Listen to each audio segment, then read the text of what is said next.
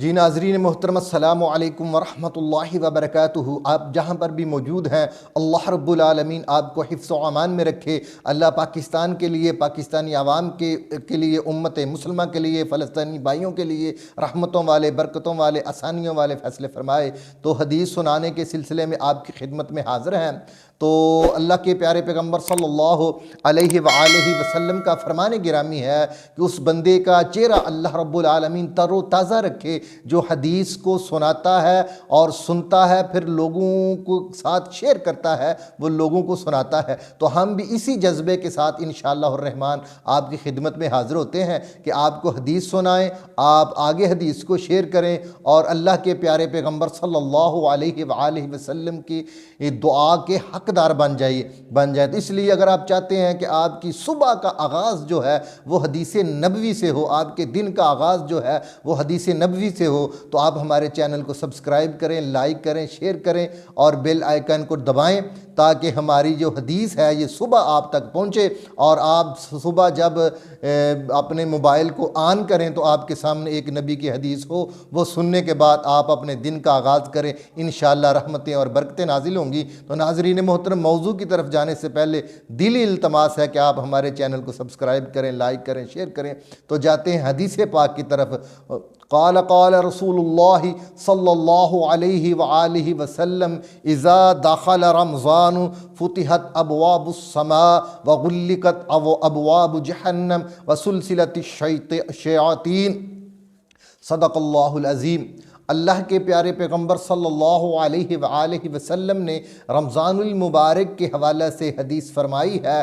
فرمایا جب رمضان شروع ہوتا ہے تو اللہ رب العالمین جو رحمت کے دروازے ہیں، جو جنت کے دروازے ہیں ان کو کھول دیتے ہیں، جو جہنم کے دروازے ہیں اللہ ان کو بند کر دیتے ہیں، اور سلسلت الشیاطین، اور جو شیاطین ہیں ان کو جگڑ دیا جاتا ہے تاکہ وہ میرے بندے کو برائی کے قریب، برائی کے وسوسات نہ ڈالیں اور برائی سے میرا بندہ بچا رہے، اور میرا بندہ جو ہے نا وہ نیکی کی طرف راغب ہو اور نیکی پہلے سے زیادہ کرے۔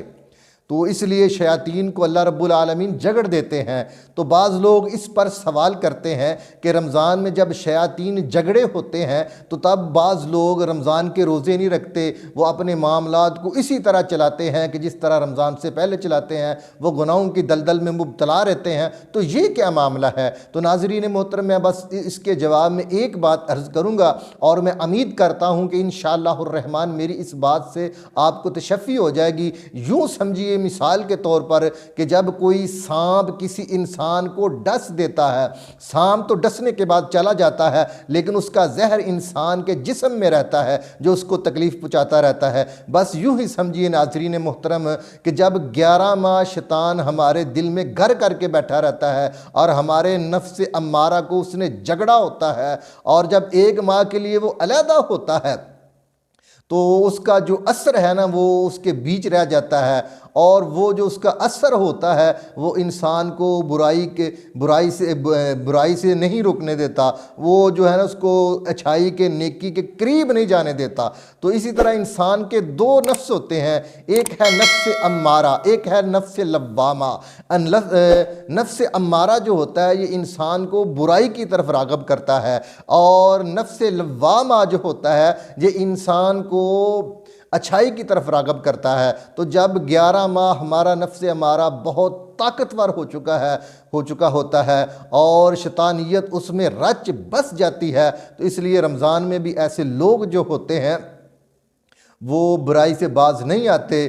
تو جب کوئی اللہ کا بندہ، جب آقا علیہ السلام کا غلام رمضان المبارک میں کوشش کر کے روزے رکھتا ہے، اللہ سے معافی مانگتا ہے، اللہ سے مغفرت کرتا ہے، تو اللہ رب العالمین جو اس کے دل میں اور جو اس کے نفس امارہ میں شیطان بس چکا ہوتا ہے، اس کا زہر باقی ہوتا ہے، اللہ رب العالمین اس کو آہستہ آہستہ ختم کر دیتے ہیں، اور وہ بندہ جو ہے وہ نیکی کے، اچھائی کے قریب چلا جاتا ہے۔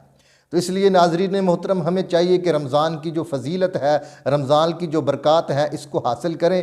رمضان المبارک اتنا بابرکت مہینہ ہے کہ اللہ کے پیارے پیغمبر صلی اللہ علیہ وآلہ وسلم فرمایا جب پہلی رمضان کی رات آتی ہے تو اللہ کے عرش کے نیچے سے ایک اللہ کی رحمت کی فضل کی ہوا چلتی ہے، اور فرمایا وہ ہوا چلتی چلتی جو ہے نا جنت میں پہنچتی ہے۔ فرمایا جنت کی جس چیز سے وہ ٹکراتی ہے اس کے حسن کو دبالا کر دیتی ہے۔ پتوں سے ٹکرائی، پتوں کا حسن دبالا ہو گیا، اور فرمایا درختوں سے ٹکرائی، درختوں کا حسن دبالا ہو گیا، جنت کے محلات سے ٹکرائی، جنت کے محلات کا حسن دبالا ہو گیا، یعنی کہ سارے جنت کو وہ مزین کر دیتی ہے۔ اور جب یہ رحمت والی فضل والی ہوا حوروں کے ساتھ ٹکراتی ہے، ان کے حسن کو دبالا کرتی جاتی ہے، تو وہ پوچھتی ہیں کہ اے اللہ کیا بات ہے، آج اتنی رحمت والی برکت والی ہوائیں کیوں چل رہی ہیں؟ تو ان کو بتایا جاتا ہے کہ آج میرا مہمان رمضان ہے،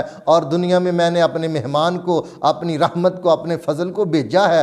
اسی خوشی میں یہ جنت میں اللہ کی رحمت کی ہوائیں چل رہی ہوتی ہیں، تو وہ حوریں خوش ہو جاتی ہیں اور اللہ سے وہ دعا کرتی ہیں کہ اللہ رب العالمین وہ تیرے بندے جو روزے رکھتے ہیں، اے اللہ جو تیرے بندے رمضان کی قدر کرتے ہیں، اے اللہ ان کو جہنم سے محفوظ کر دے، اللہ ان کو جنت کا داخلہ عطا کر دے، اور اللہ ہمارے ان کے ساتھ جوڑے بنا دے۔